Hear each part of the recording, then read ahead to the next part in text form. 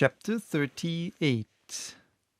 The Professor in his chair again.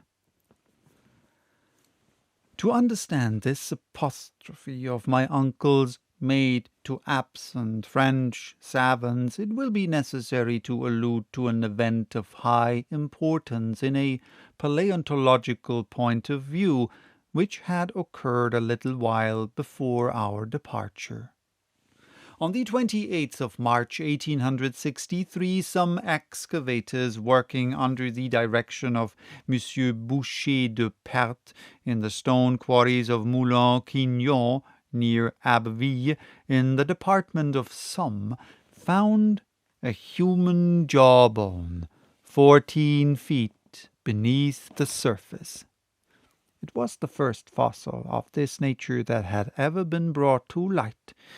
Not far distant were found stone hatchets and flint arrowheads, stained and encased by lapse of time with a uniform coat of rust. The noise of this discovery was very great, not in France alone, but in England and in Germany.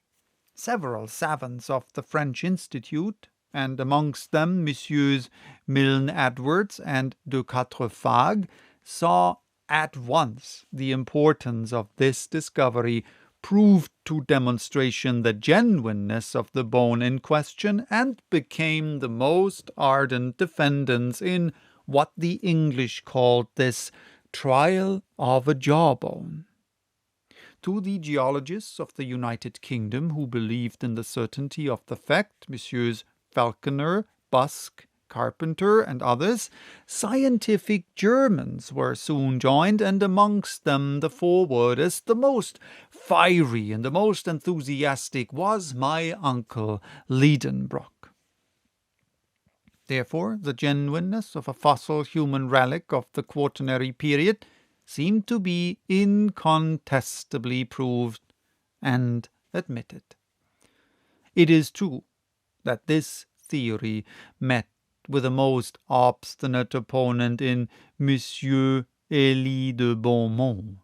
This high authority maintained that the soil of Moulin-Quignon was not diluvial at all, but was of a much more recent formation, and agreeing in that with Cuvier, he refused to admit that the human species could be contemporary with the animals of the Quaternary period. My uncle Liedenbrock, along with the great body of the geologists, had maintained his ground, disputed and argued, until Monsieur Élie de Beaumont stood almost alone in his opinion. We knew all these details, but we were not aware that, since our departure, the question had advanced to farther stages. Other similar auxiliaries, though belonging to individuals of various types and different nations, were found in the loose grey soil of certain grottos in France, Switzerland, and Belgium, as well as weapons, tools, earthen utensils, bones of children and adults. The existence, therefore, of man in the Quaternary period seemed to become daily more certain. Nor was this all. Fresh discoveries of remains in the Pliocene formation had emboldened other geologists to refer back the human species to a higher antiquity still. It is true that these remains were not human bones, but objects bearing the traces of his handiwork, such as fossil leg bones of animals, sculptured and carved evidently by the hand of man. Thus, at one bound, the record of the existence of man receded far back in the history of the ages past. He was a predecessor of the mastodon. He was a contemporary of the southern elephant. He lived 100,000 years ago, when, according to geologists, the Pliocene formation was in progress. Such then was the state of paleontological science, and what we knew of it was sufficient to explain our behavior in the presence of this stupendous Golgotha. Anyone may now understand the frenzied excitement of my uncle when, 20 yards farther on, he found himself face to face with a primitive man. It was a perfectly recognizable human body. Had some particular soil, like that of the cemetery Saint-Michel at Bordeaux, preserved it thus for so many ages? It might be so, but this dried corpse, with its parchment-like skin drawn tightly over the bony frame, the limbs still preserving their shape, sound teeth, abundant hair, and finger and toe-nails of frightful length, this desiccated mummy startled us by appearing just as it had lived countless ages ago. I stood mute before this apparition of remote antiquity. My uncle, usually so garrulous, was struck dumb likewise. We raised the body, we stood it up against the rock. It seemed to stare at us out of its empty orbits. We sounded it with our knuckles, his hollow frame. After some moments' silence, the professor was himself again. Otto Liedenbrock, yielding to his nature, forgot all the circumstances of our eventful journey, forgot where we were standing, forgot the vaulted cavern which contained us. No doubt he was in mind back again in his Johanneum, holding forth to his pupils, for he assumed his learned air, and addressing himself to an imaginary audience, he proceeded thus. Gentlemen, I have the honor to introduce to you a man of the quaternary or post-tertiary system. Eminent geologists have denied his existence. Others, no less eminent, have affirmed it. The St. Thomases of paleontology, if they were here, might now touch him with their fingers, and would be obliged to acknowledge their error. I am quite aware that science has to be on its guard with discoveries of this kind. I know what capital enterprising individuals like Barnum have made out of fossil men.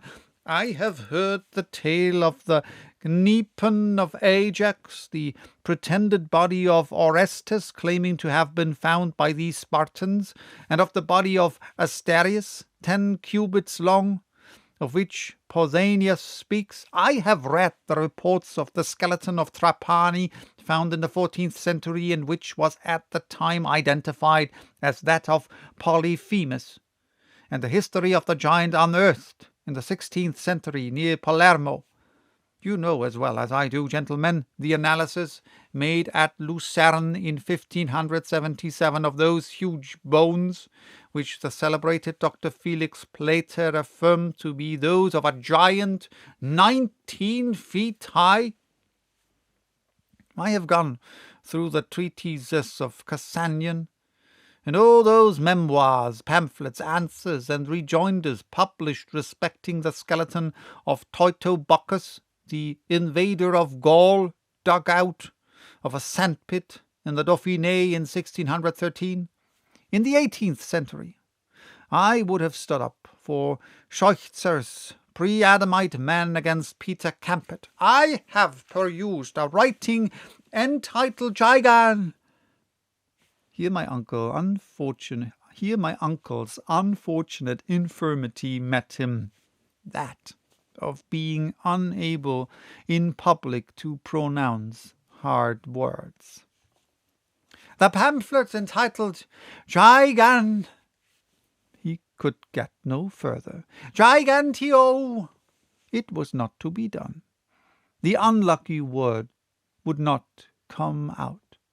At the Johanneum there would have been a laugh. Gigantosteology. At last the professor burst out between two words which I shall not record here. Then rushing on with renewed vigour and with great animation, "Yes, gentlemen, I know all these things and more. I know that Cuvier and Blumenbach have recognized in these bones nothing more remarkable than the bones of the mammoth and other mammals of the post-tertiary period, but in the presence of this specimen to doubt would be to insult science. There stands the body. You may see it. Touch it. It is not a mere skeleton. It is an entire body preserved for a purely anthropological and purpose." I was good enough not to contradict this startling assertion. "If I could only wash it in a solution of sulphuric acid," pursued my uncle, "I should be able to clear it from all the earthy particles and the shells which are encrusted about it. But I do not possess that valuable solvent. Yet, such as it is, the body shall tell us its own wonderful story." Here the professor laid hold of the fossil skeleton and handled it with the skill of a dexterous showman.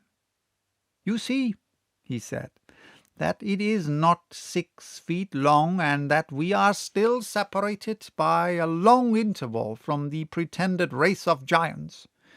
As for the family to which it belongs, it is evidently Caucasian. It is the white race, our own. The skull of this fossil is a regular oval, or rather ovoid. It exhibits no prominent cheekbones, no projecting jaws. It presents no appearance of that prognatism which diminishes the facial angle. Measure that angle. It is nearly 90 degrees. But it will go further in my deductions, and I will affirm that this specimen of the human family is of the Japhetic race, which has since spread from the Indies to the Atlantic. Don't smile, gentlemen." Nobody was smiling, but the learned professor was frequently disturbed by the broad smiles provoked by his learned eccentricities. "Yes," he pursued with animation, "this is a fossil man, the contemporary of the mastodons whose remains fill this amphitheatre. But if you ask me how he came here, how those strata on which he lay slipped down into this enormous hollow in the globe, I confess I cannot answer that question. No doubt in the post-tertiary period considerable commotions were still disturbing the crust of the earth. The long-continued cooling of the globe produced chasms, fissures, clefts, and faults into which, very probable, portions of the upper earth may have fallen. I make no rash assertions, but there is the man surrounded by his own works, by hatchets, by flint arrowheads, which are the characteristics of the Stone Age. And unless he came here, like myself, as a tourist on a visit, and as a pioneer of science, I can entertain no doubt of the authenticity of his remote origin." The professor ceased to speak, and the audience broke out into loud and unanimous applause, for of course my uncle was right, and wiser man than his nephew would have had some trouble to refute his statements. Another remarkable thing, this fossil body was not the only one in this immense catacomb.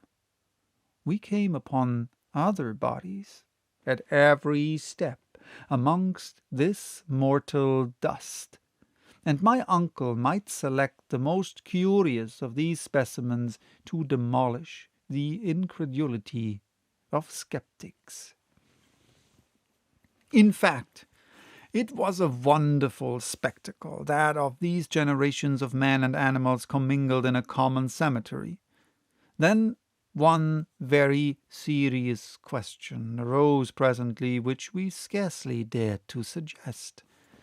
Had all those creatures slided through a great fissure in the crust of the earth down to the shores of the Liedenbrock Sea when they were dead and turning to dust?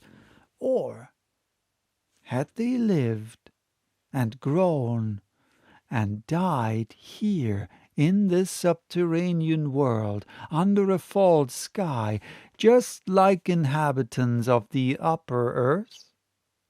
Until the present time we had seen alive only marine monsters and fishes.